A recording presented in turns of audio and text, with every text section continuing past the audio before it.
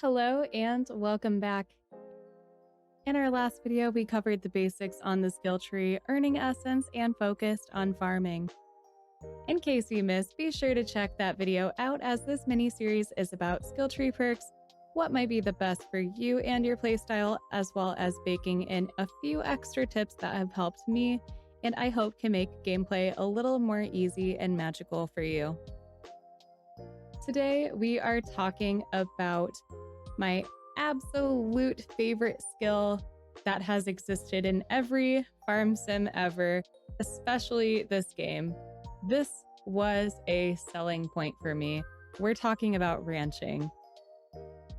You can earn ranching skill points by taking care of your farm animals, whether that's giving them love, letting them graze outside, or hand feeding.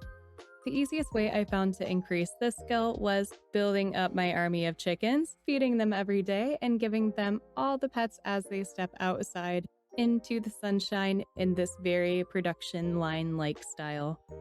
Let's take a look at tiers 1 through 3 as a complete overview. Then we'll talk about how each of these perks pair well with each other in terms of gameplay.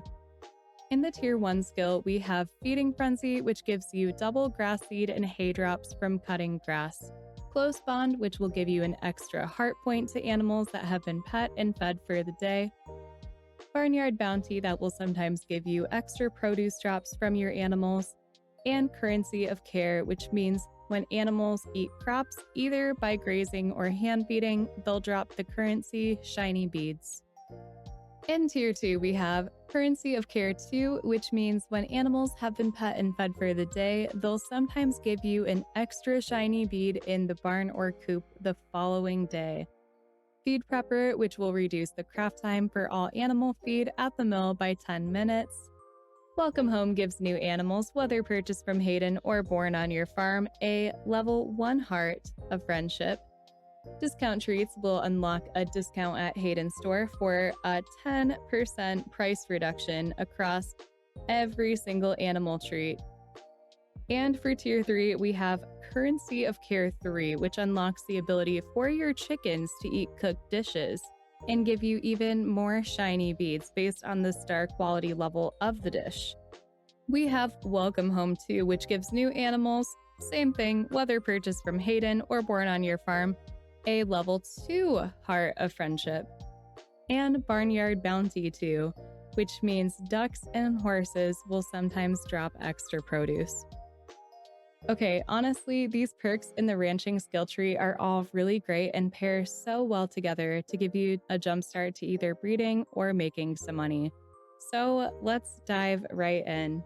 We have Feeding Frenzy, and this is one that I can't recommend enough in early game because the grass seed and hay prices can get pretty costly. And when you have a lot of animals, resources tend to go fairly quick. In early game, we'll notice there's a dumb amount of grass and weeds on our farm that we're gonna want to clear out someday if we want to decorate. While the amount is annoying, it's actually pretty valuable and you can use this to your advantage, especially if you're just starting out or if you kind of let everything go like I did. I started by clearing out a few patches here and there to get grass seed and hay, then I avoided it for a while to let it grow back fairly quickly so I could stack up even more and repeated the process. Plus, it's so much fun if you unlock a combat skill perk to Jump Attack, which helps you clear a wider range. As I progressed, I started feeding my animals berries I foraged in the winter because there's a lot. I just got all of the berries, and then I started saving my grass seed and hay for the Feed Prepper perk. So for Feed Prepper, the only small disclaimer I have about this perk is that it might not be for everyone. I had thought in crafting quality animal food, we might get better quality drops from our animals, or maybe even level up their affection quicker. That could lead us to better quality drops. It turns out this is not the case. With quality animal food, you get shiny beads. That's it. Giving your animals higher quality animal feed can either double, triple, or quadruple the amount of shiny beads you receive from them. And all it takes is forageables you can find in various seasons, with some in-game time being the main cost. Close Bond, Welcome Home 2, and Discount Treats all go hand in hand and are wonderful for breeding and leveling up friendship with your animals. For Close Bond, honestly, every little bit of affection can go a long way in game. Then, once you unlock level 15 and 30 skill perks, Welcome Home and Welcome Home 2 give you a nice little jumpstart if you're on the grind for breeding different color varieties, which both animals will have to be at 2 hearts in order to breed. Speaking of which, the discount perk is also a huge help for breeding because it saves you 10%, which is like 13.5 gold on treats for chickens, 27 for cows. All of this will add up really quickly if you want seasonal variants. Trust me, the grind is real, and I'm obsessed with all the different animal colors you can get.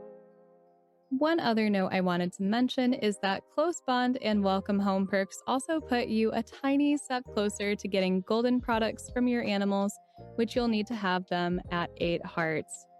If you're a big fan of Hayden, golden animal products, hint hint, are one of his loved gifts. Next up, we have Barnyard bounty perks, unlockable at level 1 and 30, which are another set of my favorites since I discovered my new in-game love for cooking. This is straightforward. Sometimes you get more drops. And I love turning those drops into mayo and cheese at the mill because sometimes I get very scattered in what I do with my time, so I end up bugging March or taking animals to the summit because it's a pretty place. Anyways, since then, I found better use, and when I hit 0 stamina, hit a wall, and just want money, I go to the mill. While it takes some time, we all know artisan products sell for a good chunk of coin, and I'd have to say regular mayo is the most worth it. Regular eggs are valued at 20 gold each, and it takes 2 of these eggs to make mayo. Mayo sells at 90 gold each. So, maths. That's 50 profit per mayo, or like 25 on top of each regular egg you have. That's pretty good. But what's kind of strange is everything else doesn't have that high of a profit margin. My recommendation is to check out the mill, do the maths, and make sure you get these perks because it's an excellent source of income. All right, y'all know I'm saving the best perks for last, and that's Currency of Care.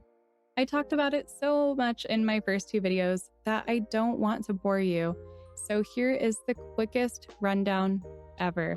Grazing on grass equals no shiny beads, unfortunately, as of early access. Hand feeding your chickens equals shiny beads.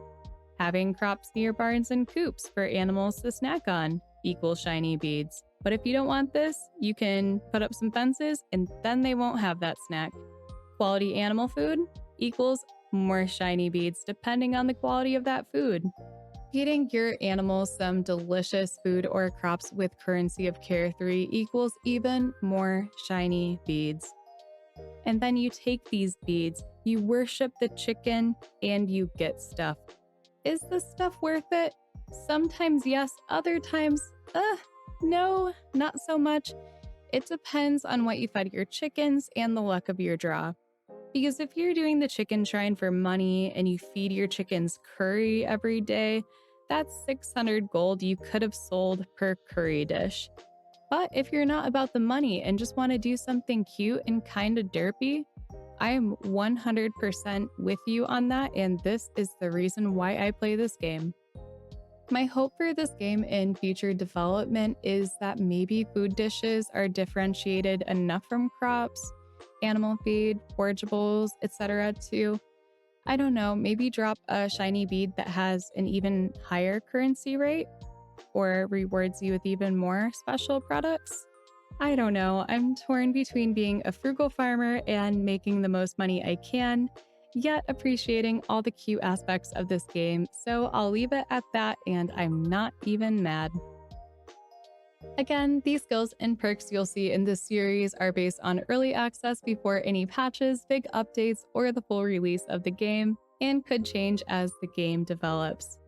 If you like this video, I'd love to hear what kind of ranching skill perks you'd like to see in future developments of the game, what your favorites are, or maybe if there's something I missed that you want to share with the community here. This is just part 2, but if you'd like to see even more tips and strategies in future videos, be sure to subscribe for more and give this video a thumbs up. Thanks so much for watching, and we'll see you in the next one.